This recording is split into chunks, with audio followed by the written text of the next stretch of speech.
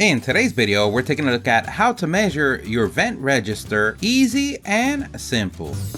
This is so easy, anyone could do. Everything that we use on the video, we're going to leave a link on the description. Don't forget to like the video and subscribe. That does help us out a lot. Thank you. So you woke up today and looked at the ceiling or the floor and you said to yourself, it seems inflation is hitting high because somebody stole my vent register. Or maybe it just looks unrecognizable. It seems it was fighting all night trying to make some money. Don't worry, here at the StatUpBox team, we've got your back. A helicopter ride away, a plunge on the ocean, diving a few meters down, but a back is a back. And this technique will work for ceiling vent registers or for floor vent registers. And we're going to show a few ways on how to measure it. And the first thing that you want to make sure that you have the correct house. The last thing you want is to fix a neighbor's one. Next, you want to have a measuring device. It can be a ruler, a tape measure, a caliper, the finger method, or the more accurate of them all, the old school eyeballing it. The first way is, and the most accurate way to get a correct precise measurement other than eyeballing it, is to remove the vent register. If you notice the register has been painted over, or it has caulking or some type of adhesive, using a blade to score all around it would be a good idea. The last thing you want is to remove the whole paint sheetrock off the wall. And going from a small job to a big job, we want to go ahead and remove the screws. Remember the ancient rule, lefty loosey, righty tighty. And a pro tip, is very important that you save the screws just in case the new vent does not have. And now that you threw your home's value out the window and family members, friends, spouses, or partners are looking at you, we pull out the big guns, the measuring device. And as you can see, when measuring from metal to metal, we get 10 inches. And this would be the length or the longest measurement. If we measure the smallest measurement or the width, we'll get, in this case, 4 inches. So that means you would need a register vent of 10 inches by 4 inches. The second way is we can get a rough measurement by measuring inside of the frame, meaning only where the air comes out. As you can see, it measures 9 inches and some change, meaning that if we count for the inside metal frame, that would get us the 10 inches. And the same for the other side. We would get 3 inches and some change. If you add up the inside frame, that would get you the 4 inches. And the final way to measure it is measuring on the back side, the inner frame. And we do this because remember, the outer frame is the one that's going to sit either on your floor or your ceiling, where the screws go. And what we want to measure is the part that goes inside the hole. Because remember, you can always go bigger, but not smaller. So basically what you're going to do is round up